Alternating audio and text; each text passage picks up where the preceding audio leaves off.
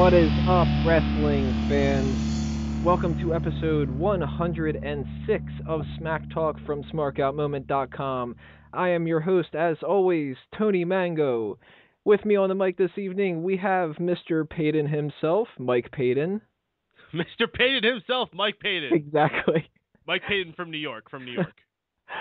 But that's not all. We also have you on the line. That's right. This is a special live edition of Smack Talk, the second of three that we have on schedule for this year.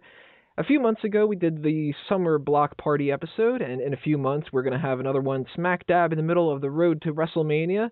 And this episode, being in the fall season, is dubbed the Fallout Fest because I couldn't think of anything better, sadly. The Fall Brawl. I thought about it, but Games. Somebody took it already.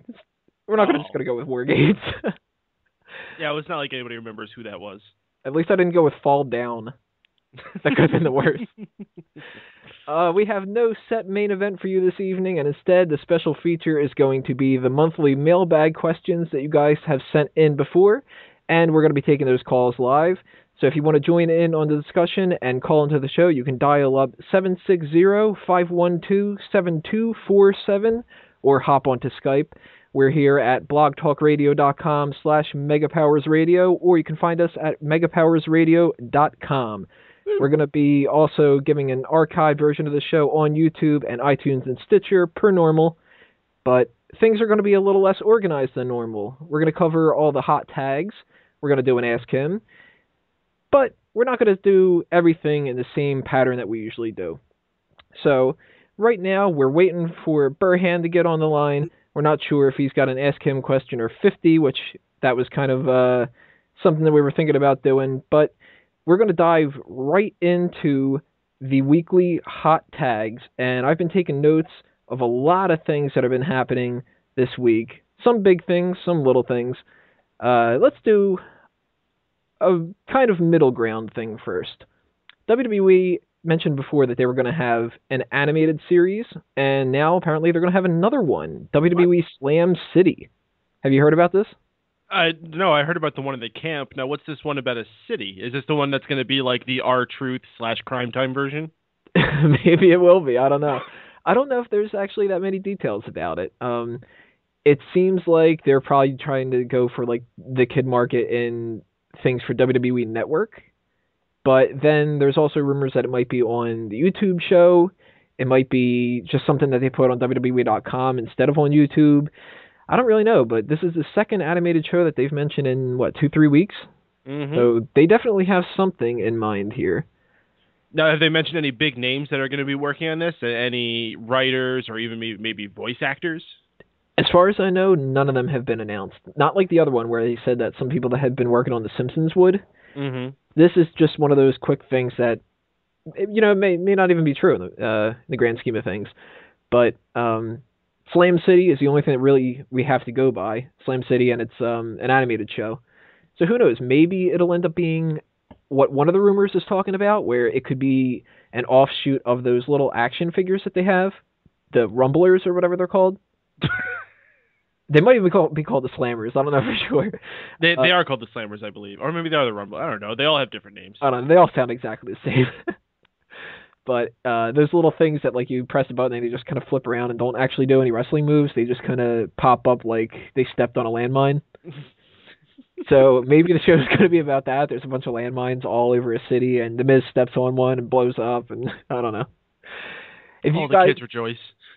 All the other kids get really happy about it. There's just like applause happens after every time that happens. If you guys have any opinions on this, remember 760-512-7247. You can call in and talk about this or anything else that we talk about tonight, or just bring up your own ideas. We're going to go back and forth between hot tag stuff and monthly mailbag questions and your calls throughout the entire 2 hours that we're here. I got to give shout-outs to Brian the Brain Show in the chat room here. He actually came up with a very good joke. He said you were talking about how everything will just be always blown up, and he follows it up with, so it'll look like Cena always does. There's going to be only 5 cast members of Slam City. It's going to be 5 minutes long, and it's just actually going to be subtitled The 5 Moves of Doom. The guest appearance by Ryback. Yeah. If you blink, you'll miss him, though. Well, that actually brings up another topic. Ryback the rumor going along with him right now isn't that he'll be fired, which a lot of us kind of assumed would happen, but that he might turn babyface, and we could see him either fed to Brock Lesnar or just having a match with Brock Lesnar where he might end up winning, but you got to assume that he wouldn't, at Royal Rumble. The story that could end up happening with that is Paul Heyman, when he dismissed him on Raw and really buried the hell out of him. We were talking about that on the Raw post show. Oh, yeah. That going forward, Ryback will kind of look to get vengeance on Paul Heyman and do the exact same thing that CM Punk did for 15 months straight, it seemed. And Brock Lesnar will come in to take care of Ryback. Well, here's the problem with this. Are people really going to look at Ryback as a hero and get behind him on his quest to chase Paul Heyman? Are people going to care? I don't know. And you know what I think that we could end up having with this? People cheer Brock Lesnar. Not only will they cheer Brock Lesnar, but it would also be really rushed and just take place at the Royal Rumble. And what's happened before with Brock Lesnar that put a damper on some of his feuds was no matter what other person he was feuding with, if they didn't have Lesnar pop up a lot, it really kind of just seemed like they were waiting to just have a match and then that was the end of it. And Ryback is not somebody who can build a program through promos. So I don't know how they're going to accomplish this. Maybe he comes back with a new manager. Maybe he comes back with like a pretty lady. Huh. What about Jim Cornette? That's not what I think of when I think of pretty lady, but okay. I'm thinking of who can match Paul Heyman as far as managers go.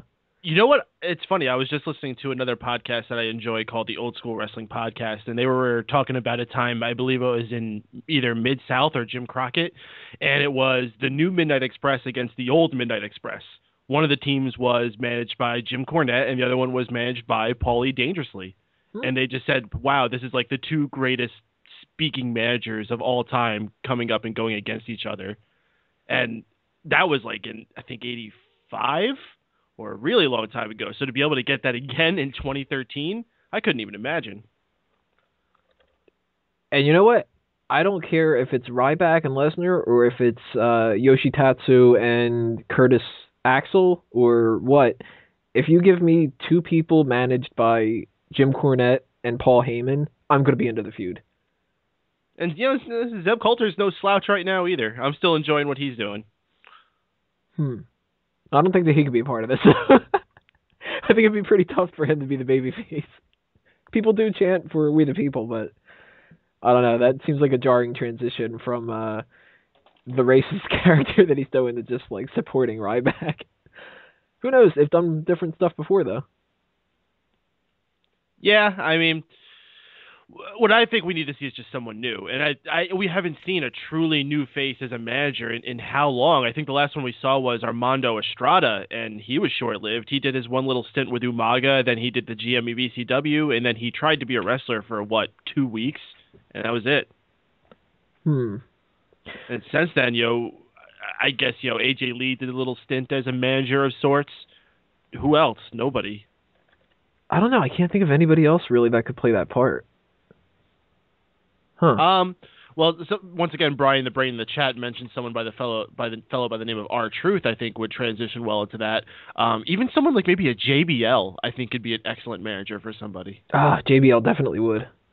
What if Booker T did? Booker T, I don't know if he would work for that. Can you imagine a Booker T and Ryback team?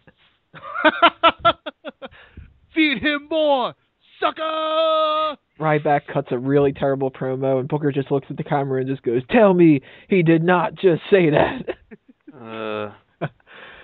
So, what you guys just heard, we have another person on the line here, Miguel Leon. What's up, Miguel? Great. That whole team just sounded terrible. What we're talking about right now is the idea that's going around where Ryback and Brock Lesnar could be feuding at the Royal Rumble. And Ryback could go in as a babyface because of the whole Paul Heyman situation of him dismissing him. What do you think about that? I think that's a terrible idea for Ryback because he's going to be fed to Brock Lesnar. There's no way that if they're going to set up something pre-WrestleMania that they're going to make Brock Lesnar look bad. They're going to set up Lesnar to be one of the big attractions for WrestleMania. More than likely against The Undertaker if the deal with The Rock doesn't go through. up to that point.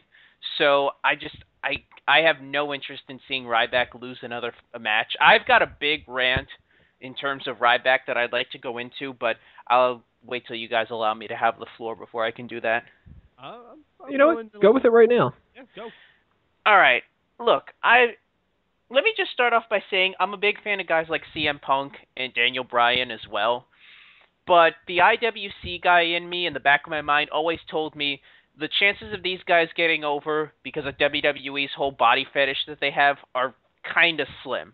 So, in the back of my mind, I'm like, it's great that these guys are getting over, but I don't know if they're going to really make it to the top. And clearly, we've seen with the way Vince has booked them that they haven't really hit that. Ryback, on the other hand, was a guy that got over. They got him over, pretty substantially. And he's also, he has the look. He's got the look that WWE wants. He's not a great wrestler, but in the wrestling business, you don't have to be. And they managed to get this guy over, a big guy. I mean, when was the last time a big guy with that size actually got over with the fans? I think the only guy I can think of would probably be Batista. Yeah, probably him. And it seems like they finally get a guy over that the fans like, and for no real reason, they just decided, yeah, we're going to bury this guy. And it's frustrating because, like I said, I've rooted for Punk and Bryan, but in the back of my mind, I couldn't trust that they would actually pull the trigger with these guys.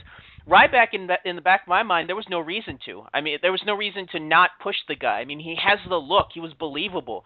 I saw the Royal Rumble when he stood toe-to-toe with John Cena in that last bit. The fans were into him. They wanted to see him be the top guy. And you always heard rumors that Ryback was seen at one point as like, he was going to be as big as John Cena, some were saying. I think Vince, on record, was saying that Ryback had the potential to be the number 2 babyface.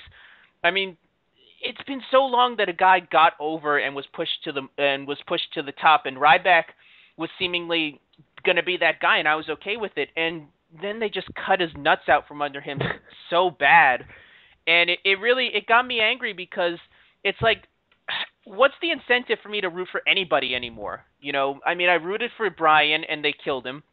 I rooted for Punk and they killed him, even though he got into a situation where they kind of had no choice but to push him. And, I rooted for Ryback and I was like, all right, Ryback, this guy's going to be the guy that the fans are going to put into the main event. And almost out of spite, they killed him.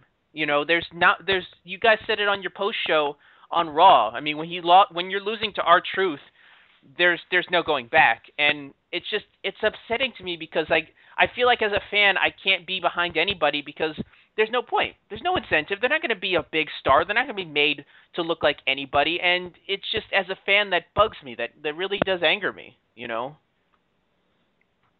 don't know if I'm just thinking too much into it, but it sucks. It really does. I mean, can you imagine if that was the case in the Attitude Era, where every time a guy got over, they would just kill him just to spite the fans or something? WWE would have been dead. I mean, WCW proved that, basically. But I think you're looking at different eras in time. The Attitude Era, I think the WWE was more desperate to find that new star because WCW stole all their major talent. At the moment, they seem comfortable in their lull. Yeah, that voice you're hearing right now, everybody, is Michael Burhan. Back to the show. What's up, Mike? Good. Having a bit of Skype issues. Do apologise not being on. For some reason, it wanted to crash then update. So I was stuck in limbo for a bit. Well, if you guys aren't having any Skype problems, you guys can call in via Skype. Or if you are having Skype problems and you want to call in with your phone, 760-512-7247 to join in the discussion. What we were just talking about right now, Miguel just gave his thoughts on the idea that Ryback might be turning babyface and feuding with Brock Lesnar at the Royal Rumble. What do you think about that, Burhan? I don't think that's going to happen. I think Lesnar, they've got a set path for him, and that's basically to go after Taker.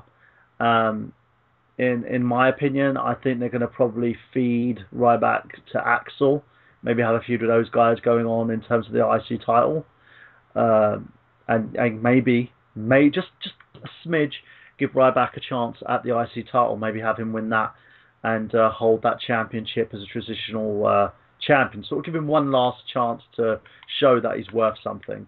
In terms of Lesnar, he's going towards Taker.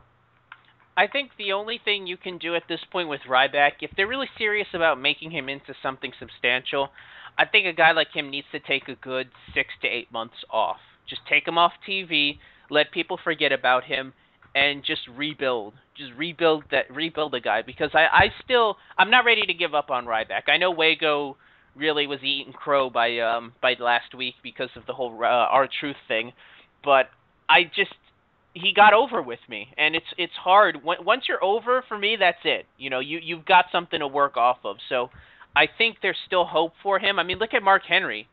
People were giving up on him by the mid-2000s, mid to late, and then all of a sudden he just pops up and got back all of his steam. And I think Ryback could do that, but you got to recoup and rebuild. I think. What was that? No, I agree. But the thing is, I wouldn't give him time off. I would get him in a position where it's kind of sink or swim. Sort of put him in the mid-card, give him a mid-card title, make him that guy, see how he works with that. And if he can carry that championship, if he can make something of that, then, push him back up to the World Heavyweight Championship. I think the damage has been done too much. I think you got to have the people forget about your past problems before you can really make that push in the case of Ryback. I mean, he's lost so many matches and just been made to look like such a fool as of late. It's just, it's been so bad. You got to give the fans some time to forget about your past before you can craft your future. And no one forgets. That's the problem. No one forgets. And I'd rather acknowledge those mistakes and push him in a different direction rather than take him off of TV altogether, because then you've got one less body who, while he's away, you may even release him because he's not doing anything. And you don't want to do that. Don't put him in a lull. We got Stephen Wago on the line. Speaking of Wago, what's up, Stephen? I'm good, man. I just got in from work. Happy to be here. Better late than never. All right, to catch you up to speed, what we were just talking about, we're going to be moving on to a different segment or a different topic in a moment. But your thoughts on Ryback possibly turning babyface and feuding with Brock Lesnar at the Royal Rumble? Okay, I don't know where the hell that came from, but I'm against it. I'm all for Ryback turning babyface, but putting him against Brock Lesnar is a waste of one of Brock Lesnar's appearances. Brock Lesnar's a lot bigger star, and he needs to be used with guys that are ready to go up to the next level, and that's going to be a long time before Ryback's there again. That would have been a match I would have made several months ago, back when Ryback was still hot, but no, not now. So, yeah, I'm against it. I'm not for a Ryback turn, but save Brock for guys like Daniel Bryan, CM Punk, etc. All right, another topic that we've got that's actually a pretty important one. Cassius Ohno was released, so there's no hope of the Kings of Wrestling being a tag team in WWE anymore. I mean, unless, of course, he does what other people have done in the past where they come back after being released, but that doesn't happen with everybody. And if you follow the rumors beforehand that he was told to get in better shape and was apparently lazy about it, I don't know if that's really necessarily a possibility. I was not the biggest follower of Chris Hero, so I don't know too much about what I'm missing out on, but I heard great things, so I'm kind of disappointed in this, but you never know. Maybe that's everything happens for a reason, and we're actually dodging a bullet or something. Or maybe he's dodging a bullet. Who knows? Switching this all around, Peyton, what do you think about this? Who? Peyton. Oh, I mean, who? Oh, okay. No, I whatever it was that made him not catch on there, if you want to believe it's because he couldn't get his size up, that's well and good. From what I watched of the guy, he really didn't seem like anything all that special. I believe Antonio Cesaro was the Shawn Michaels of the team, and Chris Hero is officially earning his stake as the Marty Jannetty. Do you think that's a little harsh, or do you agree with that, Burhan? I think that assumption is completely and utterly harsh. The thing is, with Hero, he put on some awesome matches with guys like Regal.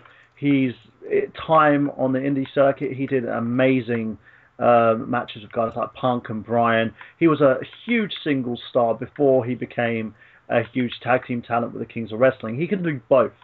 Now, in my opinion, I think it's not because they wanted him to beef up and be a muscle guy. I think mostly it's because they wanted him in better shape. He was flabby.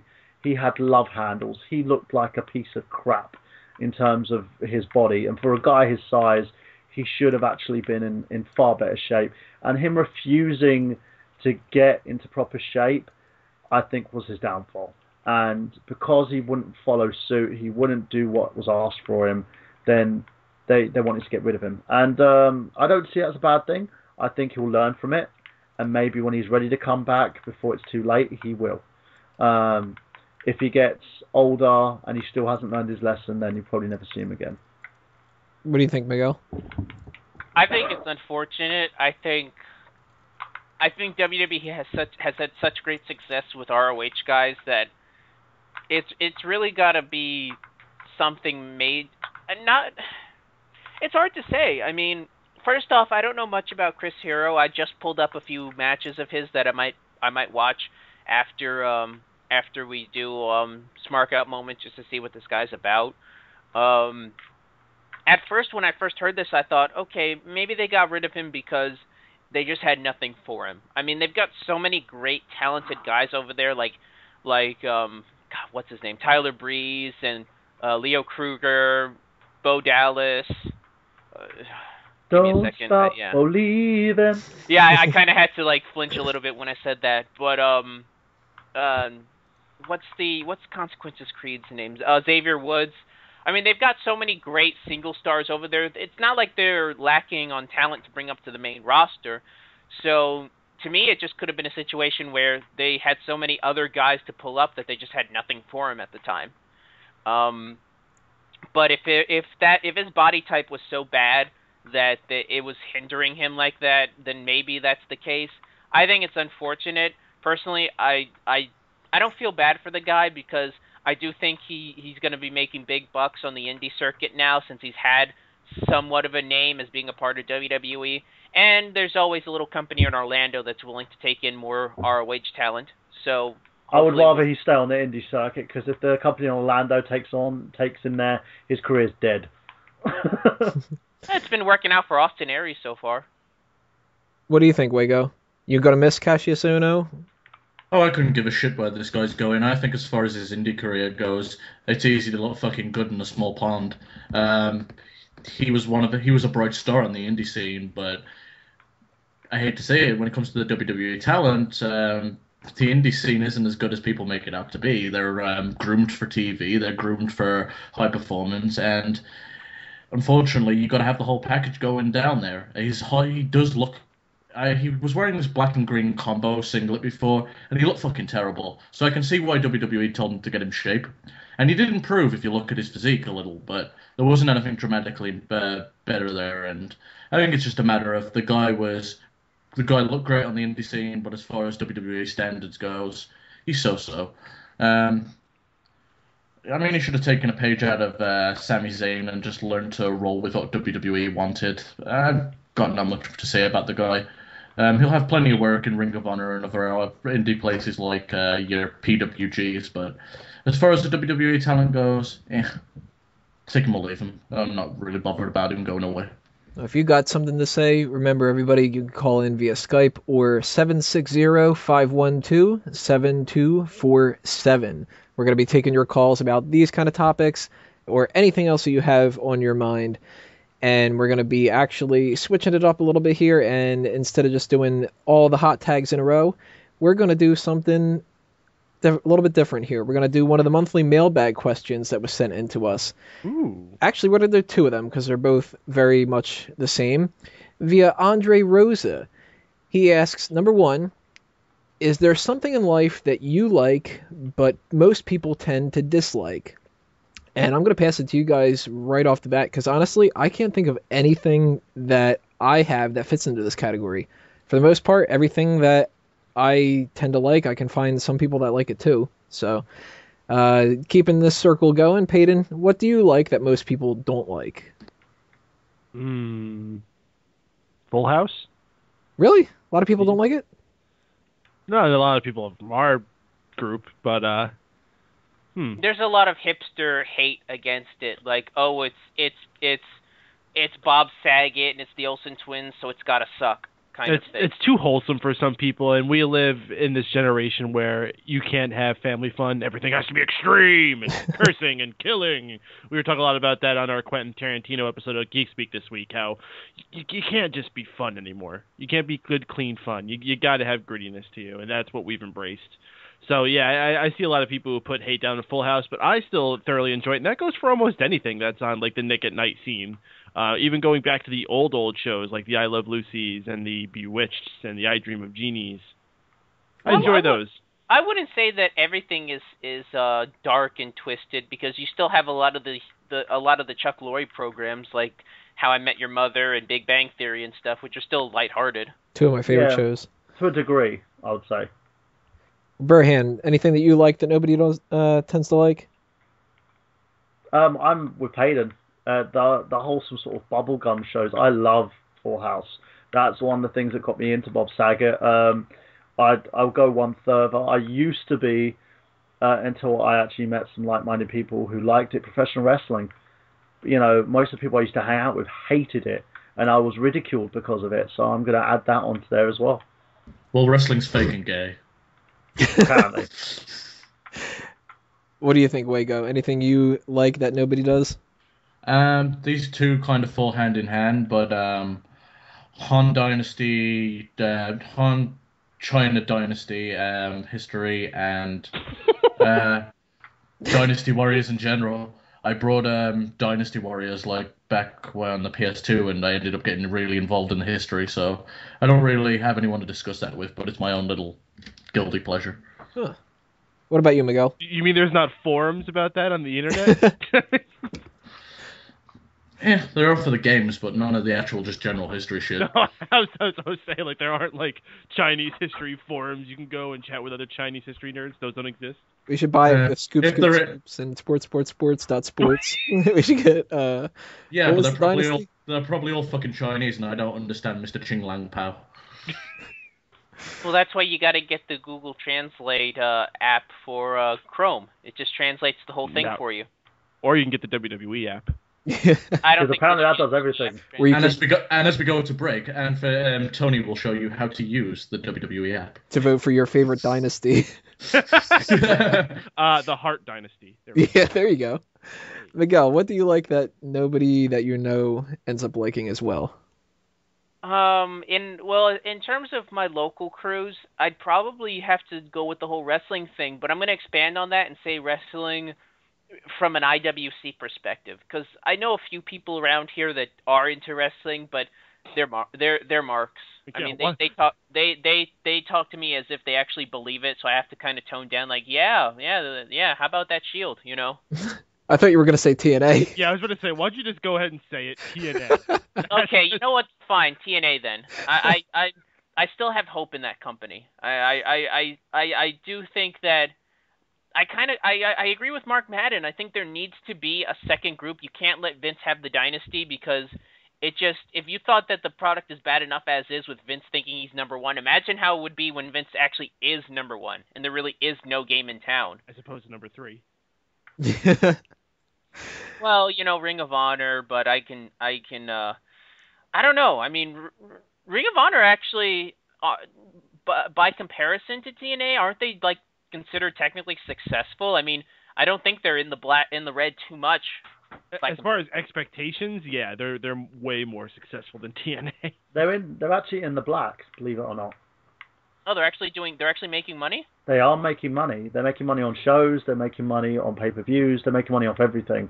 In the standard of TNA, they're working more towards what WWE is, and that's where their problem is. They should be looking at themselves as an indie promotion. Well, let me ask you a question about that. Not to go off tangent from the question, but there's something that I've always had an idea of something. Do you think TNA? Because one of the big issues is that TNA doesn't have much of a reach in terms of their local advertising. Do you think they should go the route of ROH and maybe try to pick up a syndicated package that they can put on like local TV stations in their markets? I think TNA's done. Mm-hmm. I think that nothing right now that they do can actually salvage that company. And what we need, if we're going to get an actual second company that puts up a fight against WWE, we need to get some kind of a combination of TNA and ROH. And we need totally new management. And we need a totally new name and everything else. They can't just kind of bring somebody on board, especially if it's somebody like Billy Corgan, and just kind of go, okay, well, TNA's different now. I think that the TNA brand name is already shot. I think if you want an alternative product to the WWE, I wouldn't mind a bit of, like Dragon Gate USA type thing where you have both American and Japanese cultures. I think it'd add a definitely good alternative. Yeah, I think that style, that Japanese style, is really the only other option in this day and age that is different from WWE. And I use ROH as an example because I was thinking about that when I was like, you know what happened to the mid 2000s ROH? You know, the one that everybody was geeking out over when they were at their prime, and it was when they were doing the strong style. It was actually during the Gabe Sapolsky era where they had those big long, you know, those really rough matches to watch. I mean, the early Bryan Danielson and Nigel McGuinness matches. And then it seemed like their big drop-off was when Jim Cornette took over, and I love Jim Cornette, but when he took over and really slowed the product down, that was pretty much the beginning of the downfall of ROH. I disagree with that. I think it was when WWE was taking all their fucking talent. No, because they've always had talent come in through at certain periods. They've always had guys, whether it be the AJ Styles, Chris Daniels, Low-Key era, the Bryan Danielson, Nigel McGuinness era, the Austin Aries era. They've always been able to rotate talent, and they've always had a guy in the main event that really was able to carry the product, pretty solidly. So I don't think it was a talent issue. I think it was a style issue. I think once they stripped away that thing that made them different, because no one was doing that kind of style. Also, what you got to remember, they finally started doing television at the same time, so that also results in the whole company's format changing too. So it might not necessarily be Cornette, but just the changes not being capitalized on the right way. True. I think it's basically the company themselves has changed. They've drifted away from what they used to be about, which was a hungry talent looking to put a name for themselves, now to guys just looking to get a WWE contract. I don't believe that anyone in that company at the moment is hungry.